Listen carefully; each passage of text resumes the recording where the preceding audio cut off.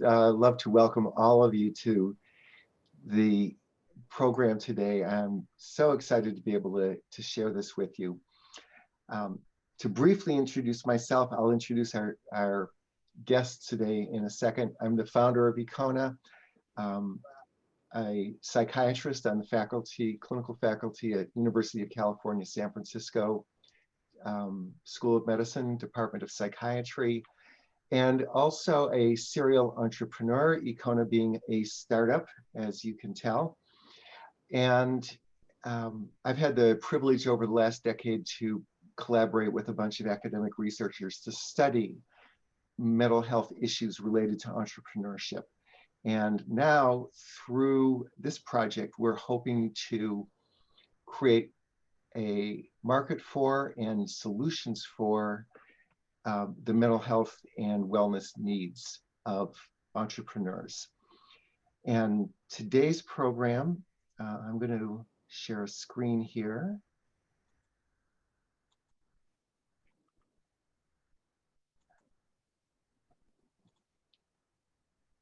Here we go.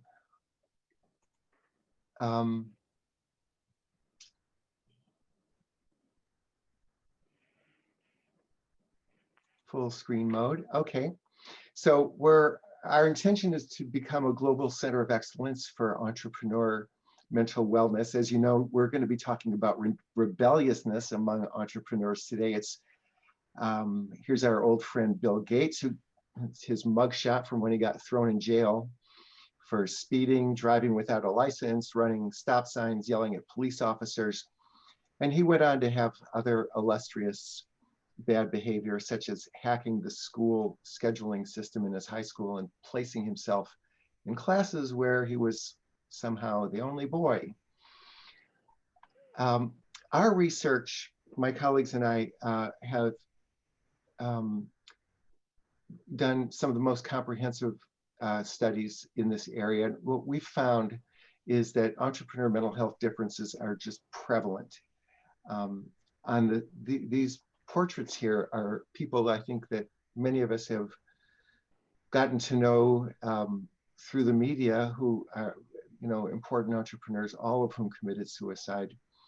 We found that in our best samples, large samples of like 1,000 entrepreneurs compared with 1,000 managers, 38% of entrepreneurs have mental health issues like depression, ADHD, bipolar disorder, anxiety, substance use. Fully 3% have made suicide attempts.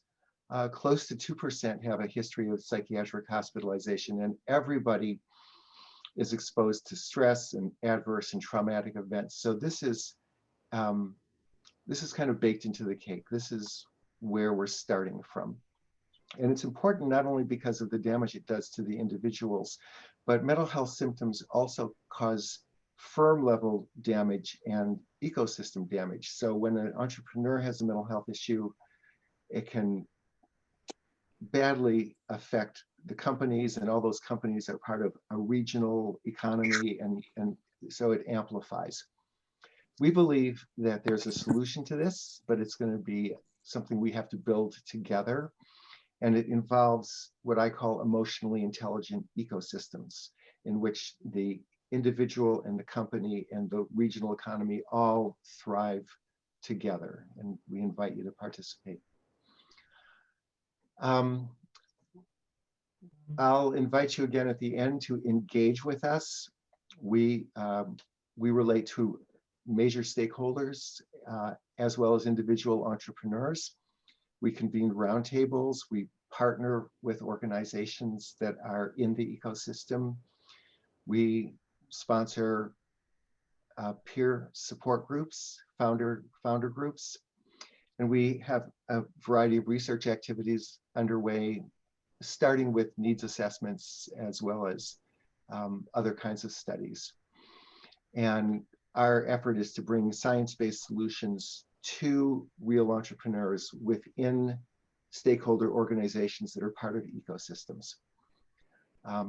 We can talk more about that later, but now I would like to introduce the two gentlemen who have graciously agreed to share their experience with us today as we talk about this independent streak and strong-willed, nonconformist, rule-breaking that these troublemaker entrepreneurs experience frequently as adolescents, but then become disruptors as adults.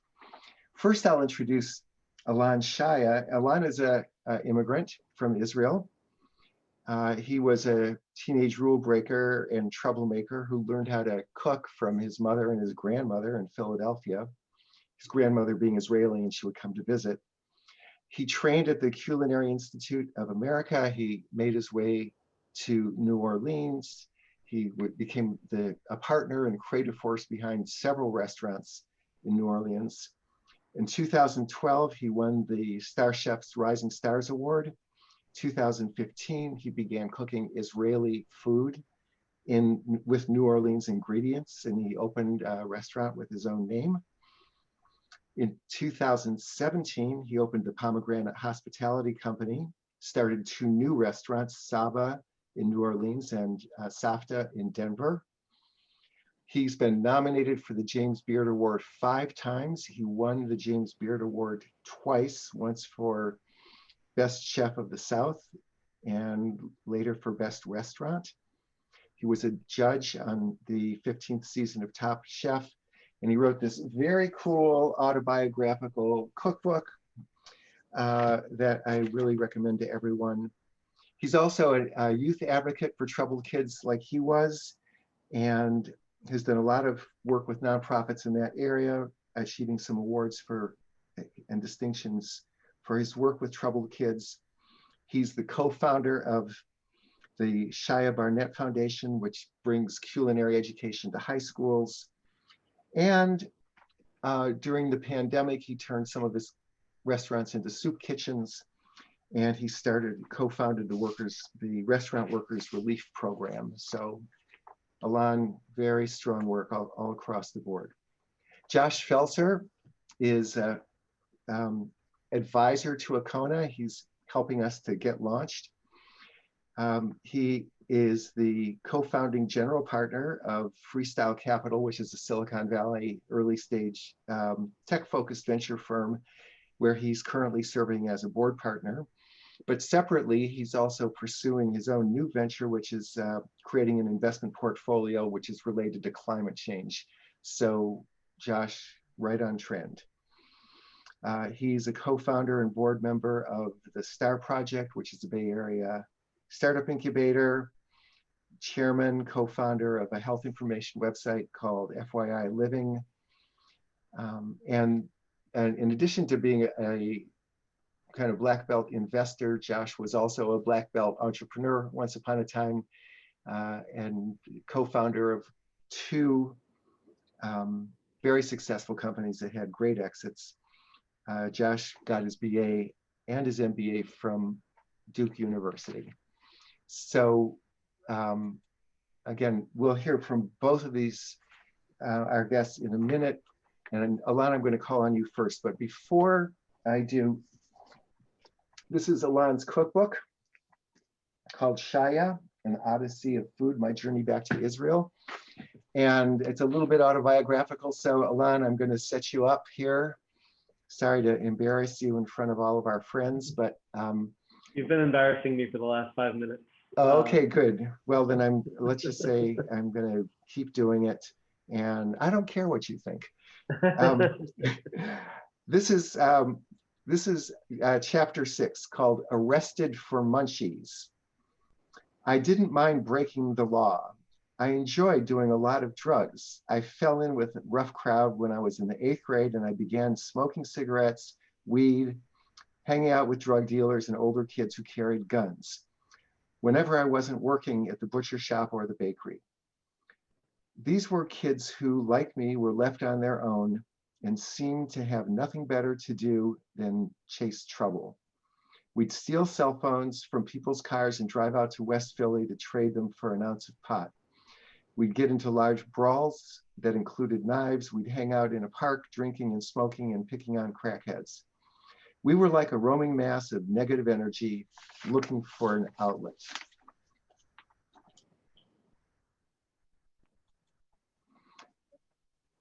I was along for the ride, but I knew on some level that this wasn't who I really was. I just didn't feel I had many options. I was angry. I kept getting angrier, feeling shortchanged by life in general. Okay, so you get the idea of Alon having a troubled youth. Dot, dot, dot, 2 paragraphs later. Food punctuated all of these bad deeds. We were always making pit stops for Italian hoagies, those sandwiches filled with layers of provolone and mortadella, pepperoni, and salami. They'd put Italian dressing all over the hoagie, redolent with oregano and garlic, and I'd ask them to spread mayonnaise on the bread too, with spicy banana peppers on top. So Alon, please just describe your life as a teenager. What was going on? Okay, well, it was a lot of all of those things in the sense that my mom was working very hard to keep a roof over our heads and was working 2 jobs. My sister moved out of the house when I was 10 years old and she was 15 years old. So I had the house kind of to myself. My father, I would see once every few weeks or so for a couple of hours. And so I had a lot of time on my hands, and I spent that time being entertained by all of the chaos that existed in my life. I thought I was having a really good time, but I also knew that it was a very strong dead end, and I knew that I had to make a change at some point. I just didn't know how I was going to do that until food really took control of my life. So what then, I mean, you were literally arrested, and I think you were threatened with jail or taken to jail. I mean, so what made it possible for you to turn the corner and then begin to channel your energy in a positive way? Yeah, well, I had a lot of energy, and I felt like I had a lot to put out, a lot of energy to expel. I felt like I just needed direction for that energy, and I kind of had got to a point where I burned all the bridges along the way. Most of the teachers that I had wouldn't look me in the eyes. The cops in the neighborhood knew me by my first name, and my mom was just super fed up with me. And I had one teacher, her name is Donna Barnett, and she was my home economics teacher. And she was going through a very hard time of her life at the same time. She was going through a very tough divorce during that time. And I think that we both kind of entered each other's lives at the right time, because I became someone that she could pay attention to and try to help to kind of get her mind off of this huge stuff that was going on in her life. And I needed someone to really take control of me. And I respected her because she could use a knife better than me. She was a great cook. She, commanded a room of 30 students and was teaching us all how to cook. She was my home economics teacher. So she really helped me see that I had potential and that I could kind of turn my life around and use my passion for cooking, which was very much something that I had from a very young age, and that I could use that passion for good. And food really started to matter for me when I was 7 years old. And I remember coming home from school. At this time, we had just immigrated to America when I was 4. By the time I was 5, my parents divorced. And so I was very regularly throughout my childhood struggling for identity, trying to figure out where I fit in, how I was part of this equation. And I looked different than everyone else, and I didn't speak English when I first came to America, and I had all of these things that I felt like at a young age I really had to overcome. Uh, and so when my grandmother would come and my grandfather would come from Israel to visit us, um, my grandmother would cook. And I would come home from school and I would open the front door of the house and I would smell her roasting peppers and eggplants over the stovetop. And that smell of food connected me to happiness and family and together. And I always really kind of held on to that and looked at food as a way, as a glue to kind of pull your emotions together and use it in a way to make people happy and to comfort people. So Donna helped me understand how to turn that passion into a career. And I graduated high school and went to culinary school. And I barely graduated high school because of really bad grades and bad attendance. And I graduated culinary school with perfect attendance and almost at the top of the class. And it was because I cared about what I was doing, and I saw a future for myself. So you were kind of a neglected, abandoned-ish kid, ran around with a pack of pretty rough hoodlums. But there was a grandmother in the picture who gave you a sense of a different option. There was a school district. In the school district, there was a teacher who cared. There was a vocational education program. Mm-hmm. Somehow it got turned around. And so I'd like to ask, kind of looking back at it all, at those troubled teenage years, what were some of the take-home lessons that you were able to build upon in creating this very successful career as an entrepreneur with awards and restaurants and companies and nonprofits going on? What did you learn? Well, I've been learning all along the way. Yeah, there was never a time where I felt like, okay, I got what I need now.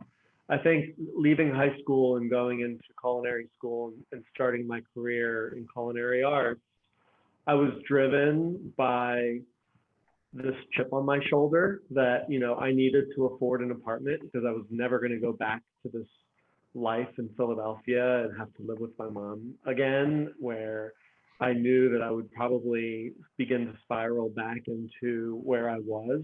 And so I felt from a need to survive that I had to work hard and I had to do well to keep going. And so that meant that every time promotion came about, every time there was a position opening up, I would work extra hard to get in there. And I ended up taking a ton of jobs that I was not even closely qualified to take. By the time I was 23 years old, I was managing 400 people in New Orleans in a 24-hour buffet. And I had no idea what the hell I was doing. But I worked extra hard and I tried really hard and I made it through in a way that people saw potential and gave me more opportunities. So those were, I think, some of like the first big lessons was risk taking and not being afraid to get my ass kicked, because my ass has been kicked so many times before, and knowing that I could deal with pain, I can deal with trauma. I might not deal with it in a healthy way. I might kind of bundle it up and put it somewhere and forget about it, and then it come back to haunt me later. But I just trudged through, and I felt like my life was this kind of war. This I had to survive every step of the way. As I was doing that and taking on all of these positions that I wasn't qualified for, and managing people that I wasn't qualified to manage, I obviously made a ton of bad mistakes and decisions and learned a lot of really hard lessons. But always wanted to do more and always wanted to do better. I had a really strong drive to improve and to do good work. And as I would learn these hard lessons and I would get kicked in the butt one way or another, I would take it and use it. And I would use that lesson to improve and to get better as I went on. And by the time I opened my own business in 2017, the lessons that I had learned up to that point were not that I needed to open a restaurant with really delicious food and great service and amazing beverage.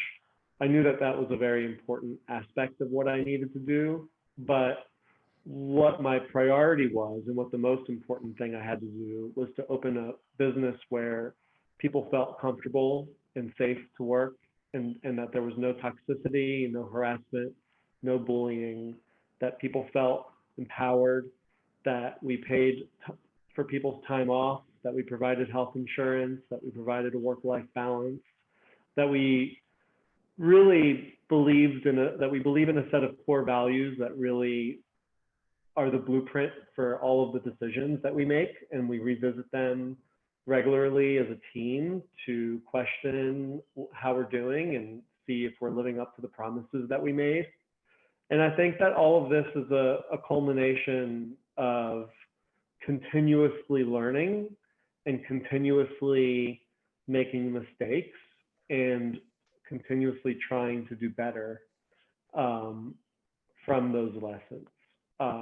And I expect, and I would hope that in 10 years from now, that my priorities and that the things that I think are important are even more honed in and more effective.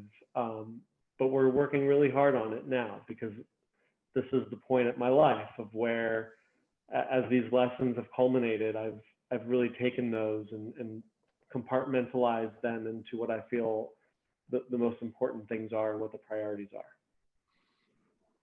Well, thank you for sharing that.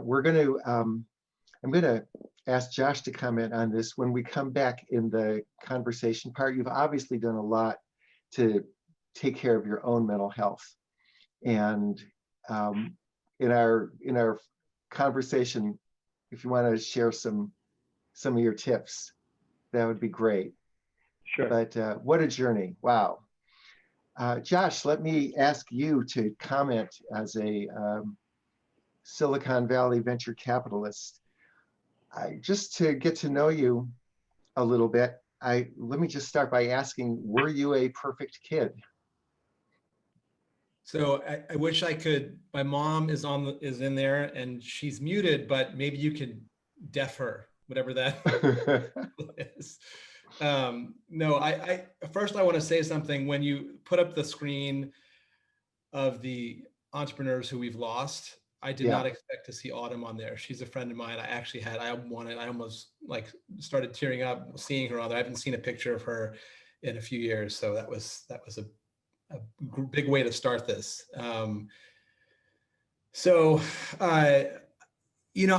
guess boredom was my enemy also, like Alon, and I was not, while I've never been formally diagnosed, my parents, my friends, my girlfriend, who's also in the audience, have all said, you're totally ADHD. And I behaved that way my whole life. I mean, I was constantly being thrown out of class, getting in trouble, sent to the principal's office, sitting outside, embarrassed for what I couldn't control. I mean, it wasn't like I was doing this on purpose.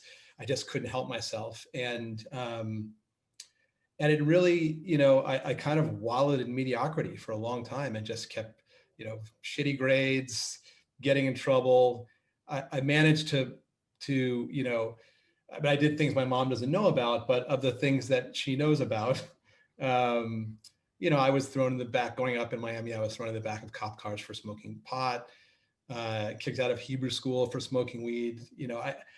I was thrown in jail for theft in college. Not that I'm trying to compete with Alon for criminal activity, but I was going to say, I also got kicked out of Hebrew school. I think I couldn't, I didn't realize at the time, but I was just hunting for dopamine. and I just kept getting in trouble as I was on the hunt for it.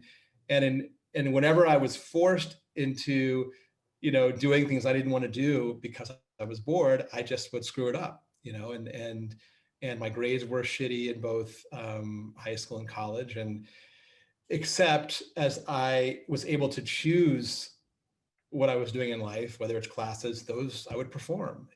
And so I didn't figure all that out until I was older. But, I definitely, I was just another kid, waiting along with the others. And I couldn't see a way out. So I just kept, I kind of was just putting one foot in front of the other.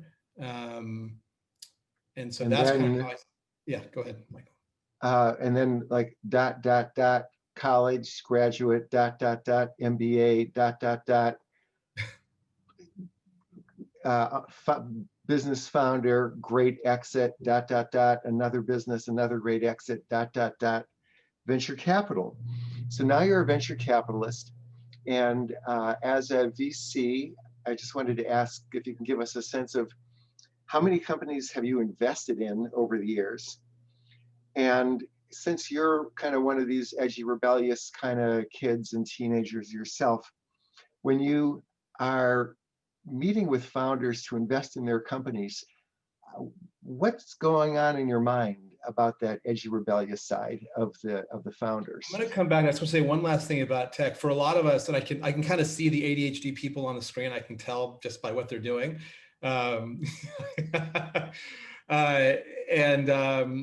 don't, who is that over there? Pedro, yeah.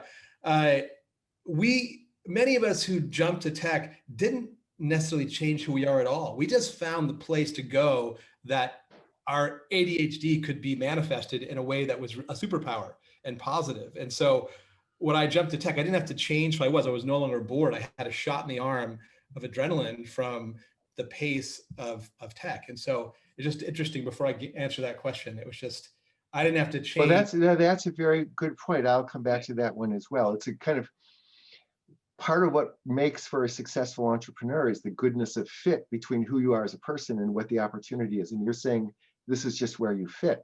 Yes. Yeah. For the first time. So I've invested in 44 companies across 4 different funds. Okay. So in order to invest in 44 founders, you must have interviewed 400 founders? Yeah, I invested in the misfits, and not in a bad way. These are the misfits in Silicon Valley's eyes, the non-HBS, Harvard, Stanford, there's a blue blood like Harvard, Stanford thing that goes on in the Valley, and they all get funded. I didn't invest in any of those people. In fact, and it's not because, I was accepted enough that I could pick and choose. I just didn't resonate. Like, we didn't have the chemistry. And so I ended up investing in people, like a musician who has always taken a different path. And he did go to Stanford, but in music, and he's now the CEO of Patreon. It's like one of the most exciting companies in our world. And I found myself drawn to people like that. And the challenge with that is that there's this line between like the disruptiveness and why you're disrupted and what you're seeking.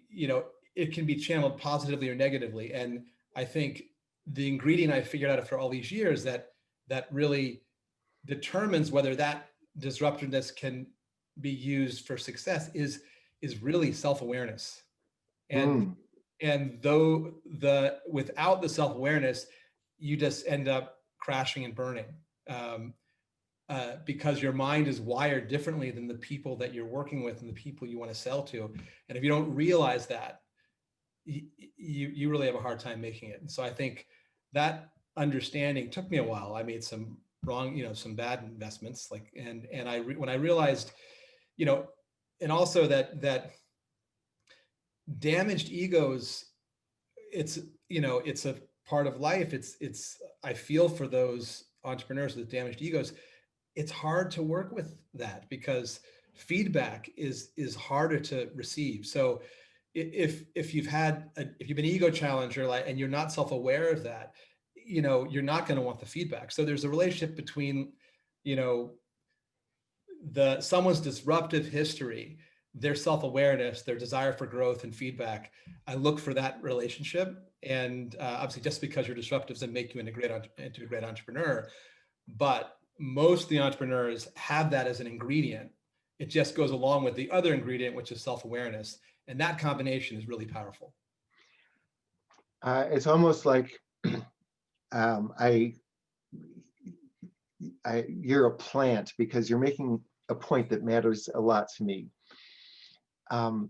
So it sounds as if you believe, correct me if I'm wrong about this, but you believe that if you are an entrepreneur with your own mental health differences, including this kind of edgy, disruptive, independent, nonconformist kind of personality, with the benefit of enough self-awareness that you have a kind of a toehold in mental health, that increases your likelihood of success, that there's a business value to mental wellness, basically, is what I think you're saying. 100%, like 100%. It's, which I know, which may lead to another part of the conversation, but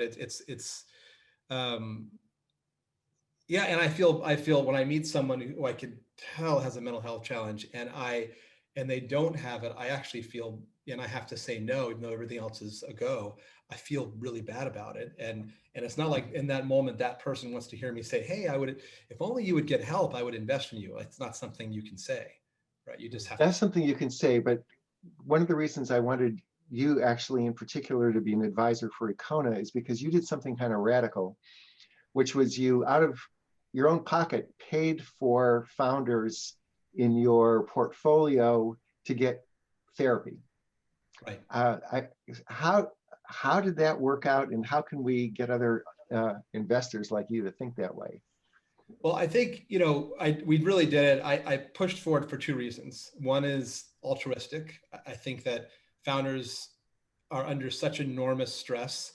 I want them to have the support they need, and they're not getting it from their insurance, their traditional health insurance companies, right? Those companies don't do nearly enough. And even if you have one that does, finding a therapist and network is impossible, right? A good one. And then for selfish reasons, it's like, it's going to make them better founders, better CEOs, better entrepreneurs, to have this awareness that comes from therapy, to get help with their challenges. It just, everybody wins. They become happier. Their companies prosper, their employees prosper. It just leads to a whole bunch of positives, including increasing the probability that they are successful, because they're mentally more, better adjusted. And it doesn't take away the pieces of their personality that are confrontational and disruptive and nonconformist. That can all be channeled in a better way. And I think those are the two reasons we did it. And we've had, I think, about, of our active founders, like a third of them have taken advantage of what we're offering. And the two services we offered were Maru, which is something you can do from your home, and it's goes after anxiety, depression, and burnout. And it's a 3-month program. And then Hoffman, which is a more intensive week-long program, which really goes after the patterns from your childhood. And we felt like both of these are starters, like they kick off the process in a really intense way, which makes it more likely that you'll stay with it, because you're going to see some profound benefits right away. So that is very unique, and of course I'm delighted to hear that the program pays for itself. Right. Alon, maybe I'll switch back to you at this point and ask you that last question. You did not have Josh as an investor in your company. So what did you do to get your own mental health needs met? I just can't imagine that it was magic. Yeah, definitely not magic. And, I actually spoke with my doctor about wanting to be happier more often. And that for me was a very big step, something that I've been now I did that about 5 years ago. But 10 years ago, I would have looked at you like you were crazy had you recommended doing that. I think that, especially in culinary world, as chefs, it's like trial by fire all the time. You're expected to work a lot. You're expected to not complain. You're expected to, handle really traumatic experiences, like your team members, dying of addiction, or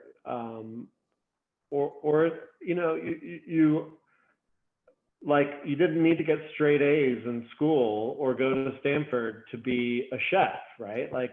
We ended up being, the misfit crew of all the people that just kind of weren't going to college, or weren't able to get, jobs that you needed a college education for. And so we ended up in kitchens, and you work late nights, and it's a lot of loud noises and a lot of adrenaline. And I think, like Josh was saying, it was a place to channel a ton of energy, because it was a really vibrant atmosphere and a lot of things going on all the time.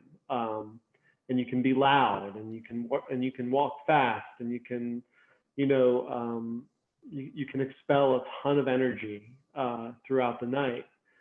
And so it was, for very long, to talk about mental health and hospitality. It was like, you're weak, you don't belong here, go work at a bank, what are you doing in the kitchen or in the dining room? But over the last 8 years or so, there's been a big shift, and people have been more open and transparent about mental health and what it does to you, and what it can do to the people around you.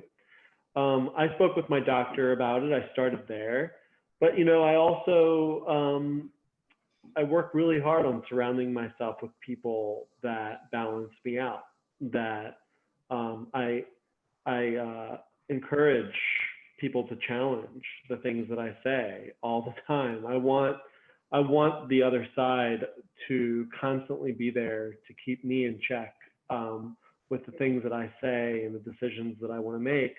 And I've come to terms with that, and I find that to be a strength now, not a weakness. In our kitchens and our dining rooms and our offices, we empower people to speak up. We want people to be transparent. We want to hear what you like, what you don't like, what is making you happy, what is not making you happy. And we work together as a team to achieve those goals. And I think one of the most important things that I did was succumb to the team, and not feel like I was the one that was going to keep kicking this ball down the road. I let go of a ton of control, which allowed me to lower my anxiety levels, and I trusted people around me more. And I think about it every single day. I think about, how am I keeping myself in check? And that is a question that I ask myself every day. How am I finding ways to calm down? How am I finding ways to listen more? And how am I working on communicating better?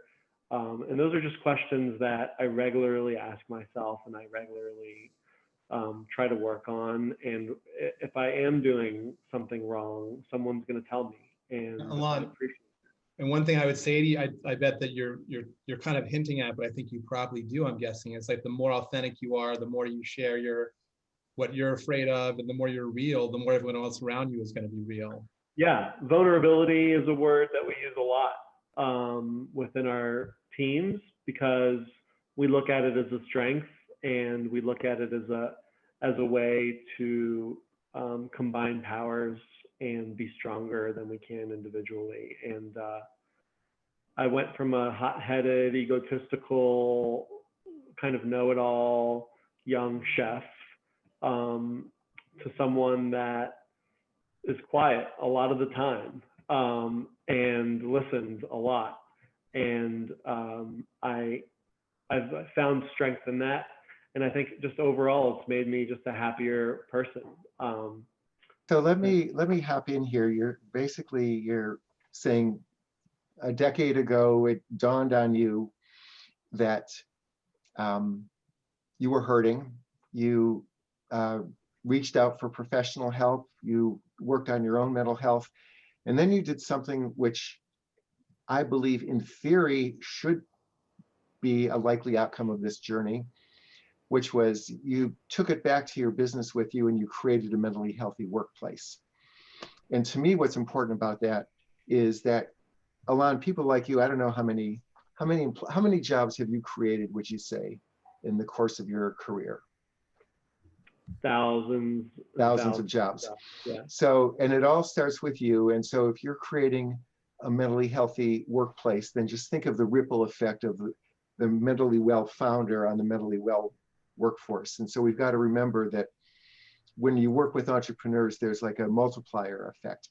But I will say that one of the surprising things for me was when we set out to do this, I felt like, that I knew this was important to do. I knew that this had to be the next step in my career, but I didn't realize that once that tone was set, that the people that then join the team and that seek out an environment that has been created, then strengthen it, right? Like, yep.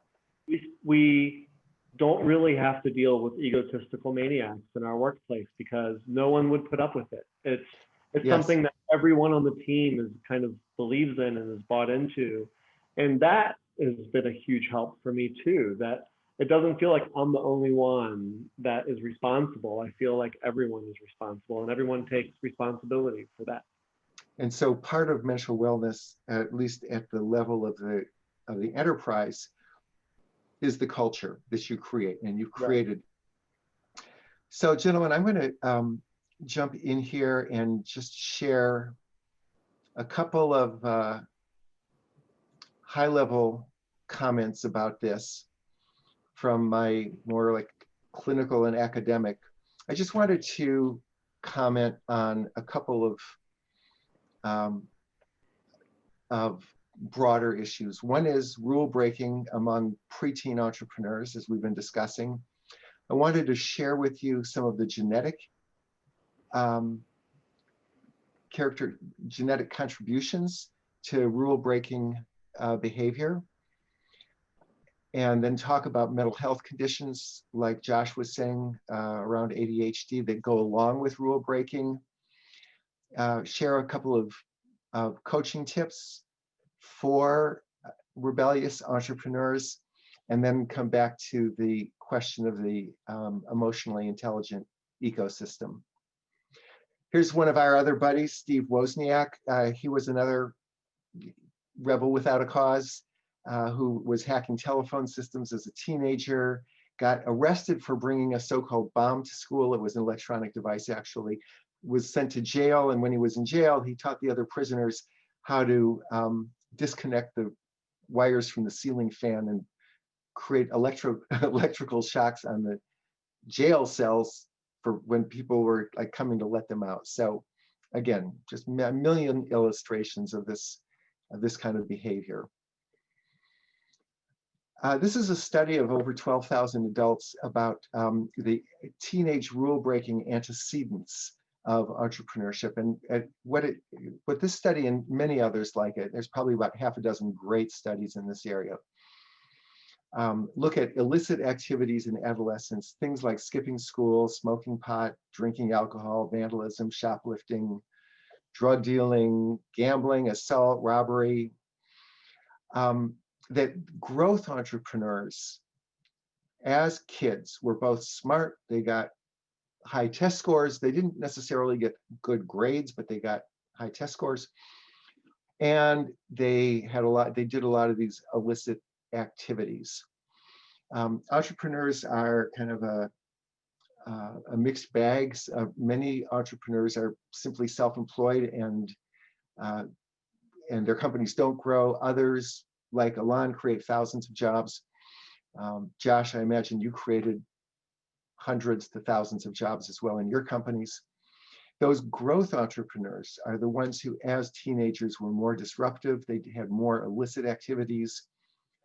And they also had this kind of self-confidence to be a 23-year-old chef, executive chef in charge of 400 people. The smart but illicit teenagers, when they start their businesses, they're more likely to be incorporated, because incorporated businesses take more risk. These teenage rule breakers actually think differently. This is the kind of the cognitive style of this associates with entrepreneurship.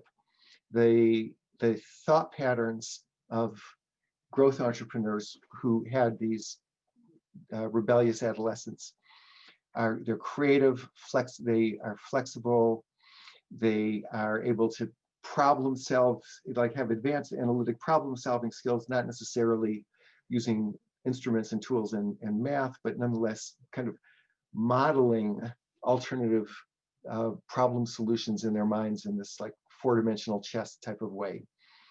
They're great communicators. They can execute complex interpersonal tasks like fundraising and sales and management and coordination of complex executions. And they earn a lot of money. So if you were to compare the entrepreneurs with the high test scores and bad behavior with the highly successful employees with the high test scores and the good behavior, the entrepreneurs earn significantly more, but they have higher income dispersion, which means it's a bigger bell curve. Some of them earn significantly less. There is a genetic contribution to rule breaking, and what's interesting to me is that the same set of genes that have been associated with rule breaking also associate with something called leadership role occupancy. In other words, in any situation that involves a bunch of people, somebody will emerge as a leader, and so they fill this leadership role.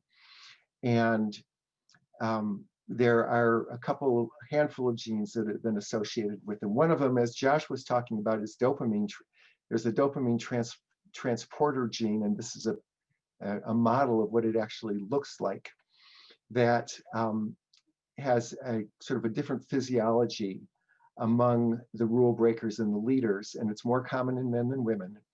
And it doesn't have anything to do with ethnic group or racial or religious heritage or anything like that. It's a pedigree.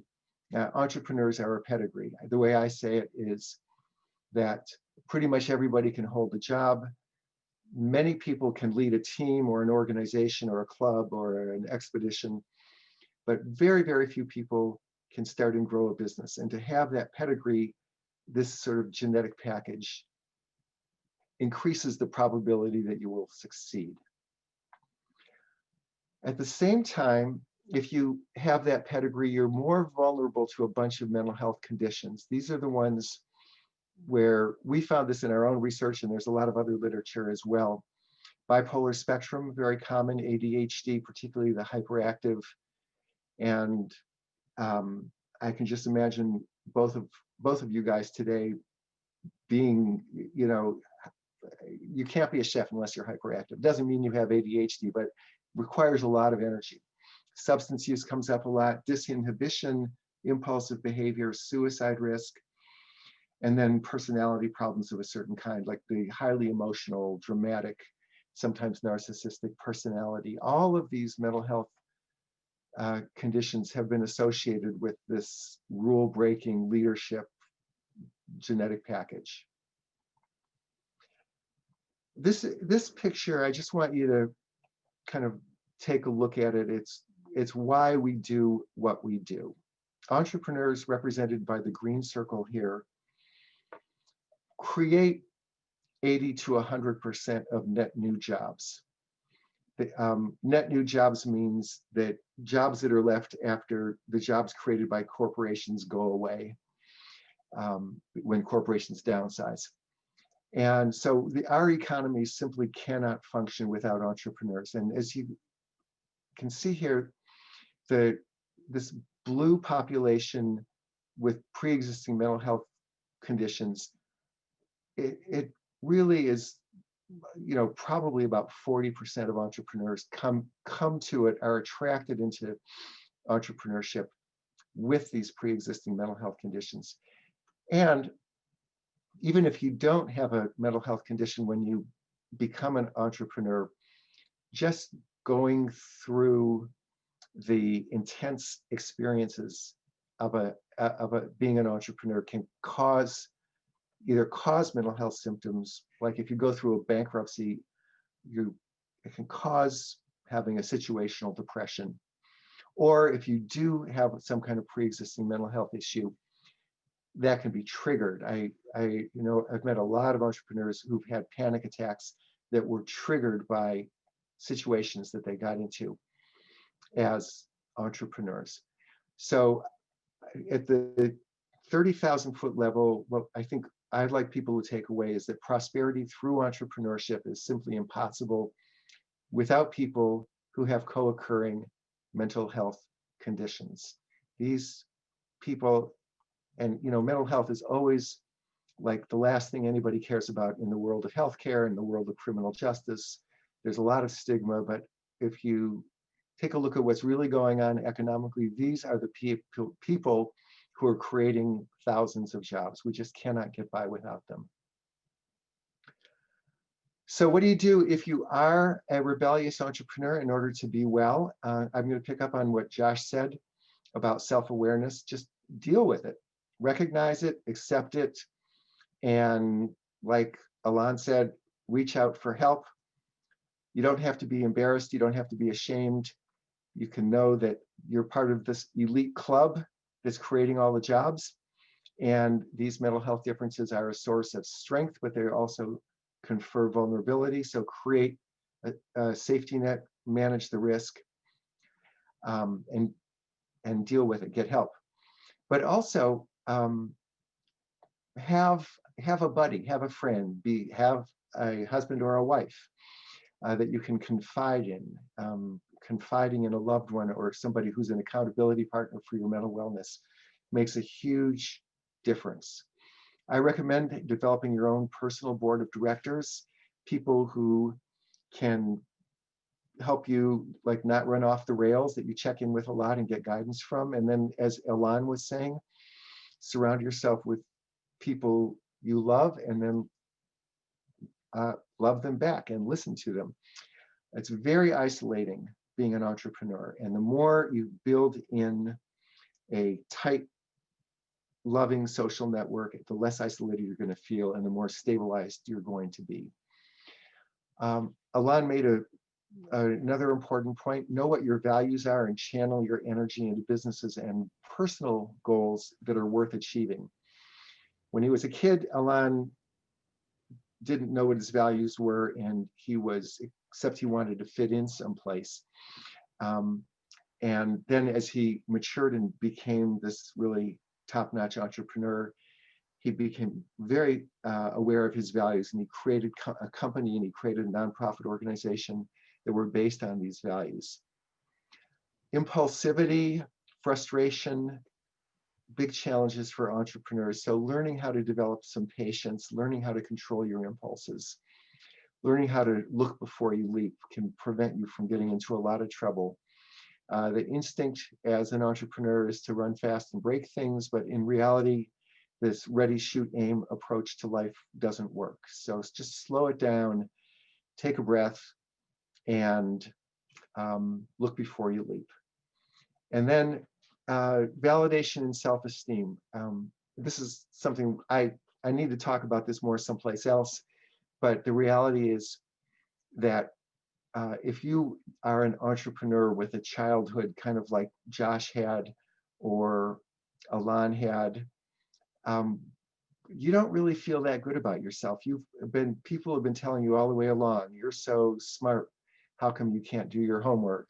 Or what's wrong with you? Or you're a loser, or you're making the family look bad by getting picked up by the police. And you kind of enter young adulthood with low self-esteem, and sometimes you think that you can correct for that and by overcompensating and being this super business, success. I would say find approaches to validation and self-esteem internally rather than needing to extract it from the world around you. You're doing a business because you want to create breakthrough products and services to make life better for your customers while creating jobs for your employees that are, good. And Michael, let me just, since we don't have to, we're rule breakers, we don't have to follow the structure you set up. Yeah, go for it. I want to accentuate something you said on the left side of this chart, these bottom 3 bullets, confine your wellness, develop and engage with the personal board of directors and surround yourself. I can't emphasize enough, it's quality over quantity. It's go deep, build those deep relationships that get you through the hard times, not just have like a shallow, huge group of people that you talk to, but like the people, like the deep, close relationships, the people you can count on that give you the straight scoop. I wish that I'd done that, when I was at my startups. I didn't. I had a bunch of shallow relationships in the industry, and none of it helped me. So go deep. Thank you. Yes, I've just seen that over and over again, and that's part of the reason therapy helps for a lot of entrepreneurs. At least at the beginning, it gives you an experience of what it's like to open up and be vulnerable and to have a deep relationship. I wanted to just share a couple of business tips for all of you rebels and rule breakers. This is a really cool book called The Deviance Advantage that tracks what happens to businesses started by rule breakers. First, what happens to you? You start out being a founder, your business takes off like Alon's did, you're a hero. Then you, if it really takes off and starts to grow and you have franchises everywhere and becomes a brand that has mass appeal, pretty soon the brand begins to outgrow you as a founder and you're still tolerated, but eventually, if it becomes a mass market product, you simply become a reference point and you're part of the brand legend. And eventually, in a lot of these companies that were studied in this book, the founder has to either change and become refresh and become continuously relevant, or just leave and the brand goes its own way. What happens to your products? You start out being a fringe product like Alon. I don't know how you came up with the idea of creating Israeli food in New Orleans with local ingredients. But to me, it sounds like that was fringy until it became edgy and eventually became cool. And now you have lots of customers and restaurants everywhere. And who knows, maybe 2021 is going to be the year when you become the next big thing. I'll share with everybody, Alon told me before we got started, he's opening his next restaurant in June. I don't know too many restaurateurs that are opening a restaurant in the middle of a pandemic. So like, go dude, that's cool. But again, if you can be a victim of your own success and eventually your products become conventional. So there is a sort of a business arc for these fringy, edgy products and services that are created by fringy, edgy founders who become heroes. And then eventually the businesses go their own way. I'm going to skip this one and just focus on one last slide. The emotional intelligent ecosystem. What I just skipped over was the question of, do the students have learning disabilities or do the schools have teaching disabilities? And the entrepreneurs are typically the students with the learning disability. So, but in Alon's case, there was a step and he came out okay. So how did the system intervene to make it so that Alon could come out okay? First, we had an immigration policy where he was allowed to come to America. Second, he was earning money starting at age 10. So there were safe ways as a child for him to earn money and it gave him a place to be. There's a lot of research summarized in this article that being disruptive and rebellious is to some extent a social experience. So if you live in a neighborhood or community like Northern California, where it's okay to be different, you're more likely to go that route. In Alon's case, he happened to land in a school with vocational ed programs and with teachers who really cared about him and engaged with him and advocated for him. In one case, even broke a rule to help him. He got into the Institute and he was a beneficiary of a scholarship. He clarified for me, he wasn't exactly at risk of homelessness. He could have lived with a friend, but he didn't want to go back to his mom's house. And there was a solution that he came up with, which was working in a casino, and you get to live there too. So if you're supervising 400 people. Another part of his story that he didn't tell, he went to a singles mixer, for a Jewish singles mixer, and that's where he met his wife. So just the fact that there was some place to go to meet romantic partners was a part of the safety net. This was before internet. This was before internet dating existed. Aisha Torah? Yes. Aisha Torah? What's that? Was it Aisha Torah?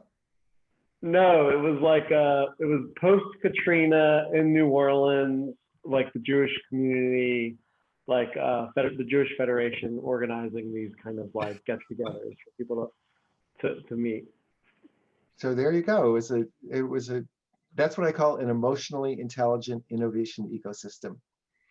You had mentors, and you didn't talk about it in great detail here, but somehow you had access to mental health services.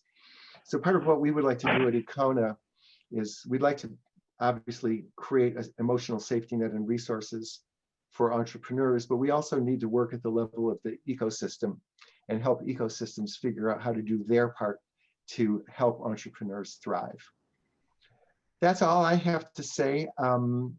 These are, anybody who wants to read academic articles, those are the references that I referred to, and I'd like to thank you. And at this point, open it up for questions.